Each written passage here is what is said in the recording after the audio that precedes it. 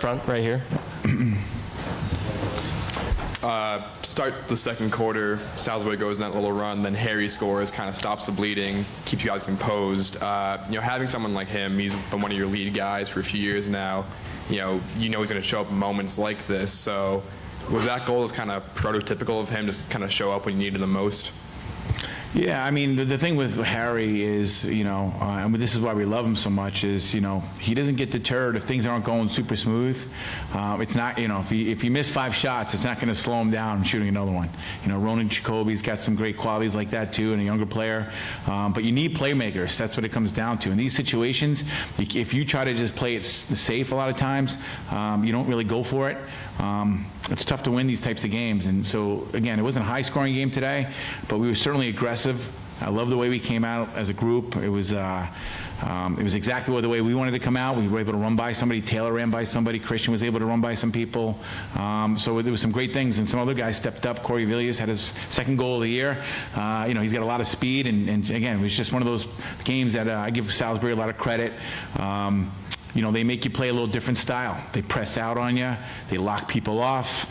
It's not kind of our normal game where you can move the ball around and set some things up. They kind of force you to be a little more one-on-one. So we knew that coming into it, and our guys stepped up, and Harry's a perfect guy to do that. Having a big goal early gave him some confidence, and it kind of softened up a little bit so we can kind of hit some other areas as well.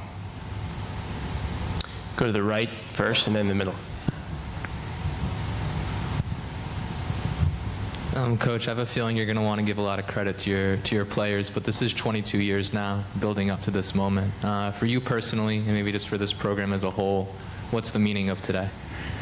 I mean, again, the meaning of today is and we talked about this, remembering the past. Remember what we did. We talked about my first season here. We won 1 NESCAC game, and we talked about some of the losses we had. We lose to Conn College 17-3, and Amherst 16-3, and Williams 18-.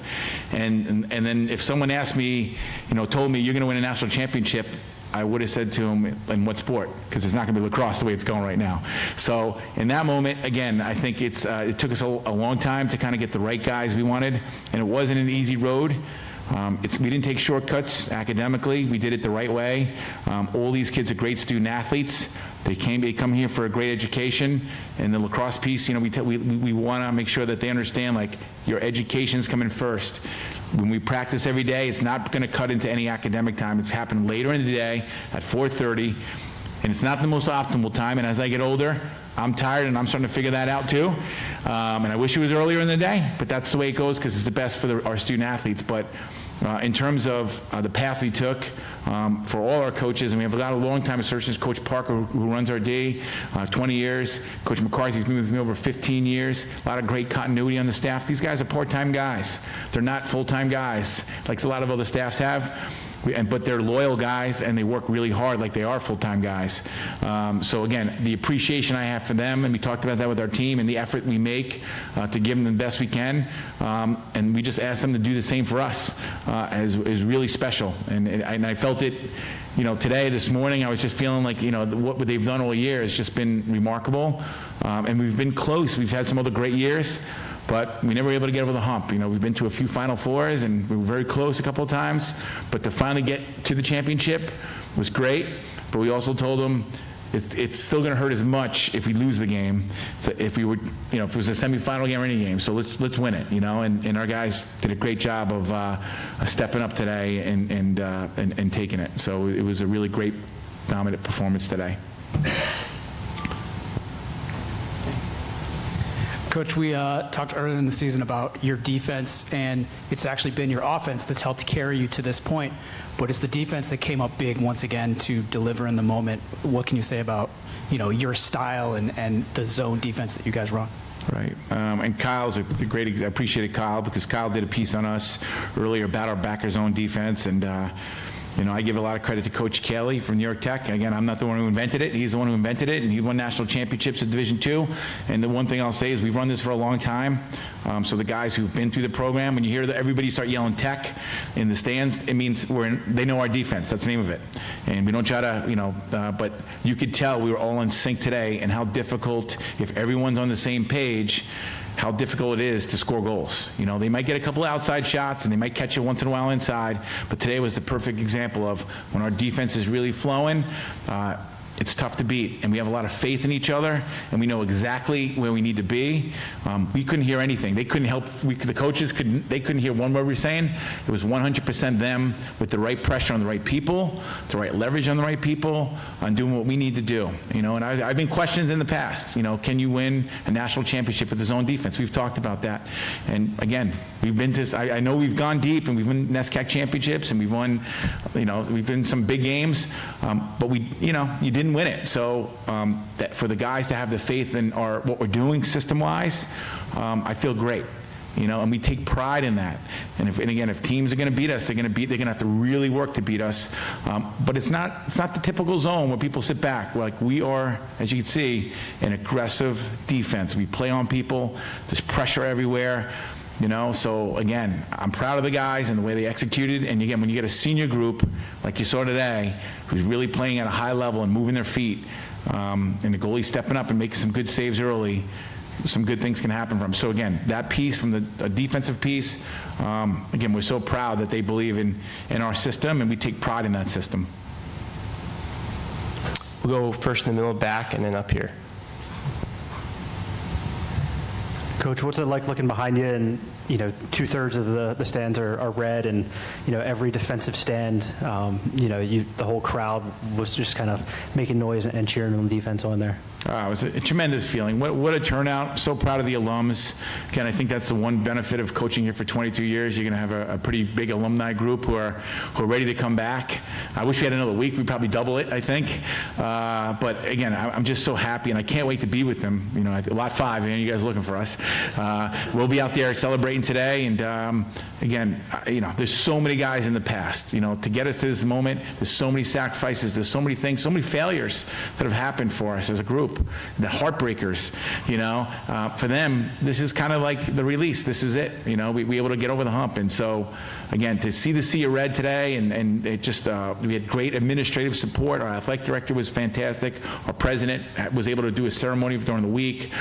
We had everyone working on this thing from the beginning of the week. As soon as we beat RT, we had a full complement of athletic department people helping us get organized so I could focus on the important piece is coaching lacrosse, because I think it's easy from what I've taught, and I've utilized Mike Daly as a real crutch to kind of talk about all the things and his experiences.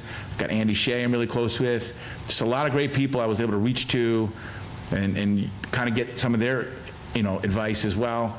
But if you don't have that team behind you, it would be very difficult to get to this moment, you know. And then obviously, you know, it just takes a lot of effort, you know, and we had the tremendous support, and it paid off today, to be honest with you. We were ready to go for Salisbury. Last week against RIT, you had a pretty big comeback that you had to hold off, especially in the last couple minutes. Did having that in recent memory pay off when you had to kill off those last 2 minutes and a lot of the shots really started firing off when they had been a lot more patient for most of the game? Right. Yeah, I mean, it's certainly, obviously, you need your goalie to step up and make some saves, you know, and then you also need some defensive plays. You know, Ben Shively made a tremendous play at the end. He picked the ball off when we needed it, just to give us an extra possession to kind of slow it down. The momentum was starting to shift a little bit here. And I give Ben a lot of credit. I mean, one of the things we talked about with some of the adversity is when we played Tufts in the middle of the year, and people don't know this, you know, his father passed away the day before the Tufts game, or 2 days before the Tufts game, and our entire team was down with Ben on Friday. We drove down to New York, came back, and then we got on the bus. We had no practice, and we got on the bus, and we played Tufts the next day. You know, and again, there was absolutely no question about that's what we needed to do as a team, as a program. So for him to make a big play at the end, and some of our guys to make big stops, you know, again, we've been there. We've been in those tight situations before. I think people who follow the NESCAC know everything's like a one goal. It's like less than one goal. It's like a one goal differential in between a lot of these games. So it's a comfort level. And Salisbury, we have a ton of respect for them. So we knew they were gonna make a little push there. And I'm glad the way we responded to kind of get some distance there in that third quarter and early on in the fourth. Anything else for Coach? We'll take one more in front.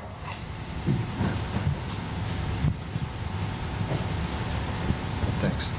John, you mentioned a few thoughts that you shared with your players leading up to the game. What was going on in your mind last night and today? Nerves, excitement. Did you sleep well last night? And was there anything you did to try and calm the kids and calm yourself down? We did. It was kind of a low-key night. My assistant coaches were phenomenal, kind of getting us organized with a good team meal and just kind of keeping us busy. We watched a little bit of that Yale game yesterday, came back. We said, we were up early yesterday at 5:45 because we had an early practice. Came back. We had the autograph session, had a little lunch, and watched the first half of that game. Came back, took a nap, ate dinner, and then my family started coming in last night. My son had a game last night, so actually at 10:30, 10:45, I'm like running around with my mom trying to get her in a hotel room. I think we woke up our athletic director because they gave us the wrong room, and all kinds of chaos was happening last night. So to be honest with you, that was a good distraction. It was keeping me busy, and I'm like, but nothing special. It was kind of trying to stay on our same routine.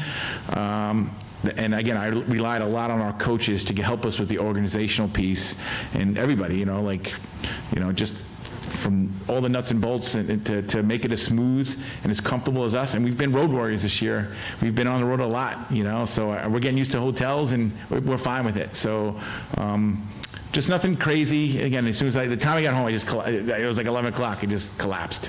And then before you know it, the alarm clock was going off for breakfast this morning. So it was just, again, kind of same as normal, and try to keep it as normal for the kids and take as much off their plate.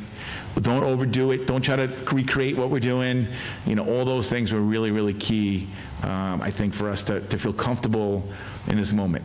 So a great, email from Bill Belichick, just talking about these types of this experience being in these big games, just some good pointers that I think we were on track with the same mentality, but just again little things that I think really helped trying to understanding like where we're at and what we need to do and how we should approach this thing.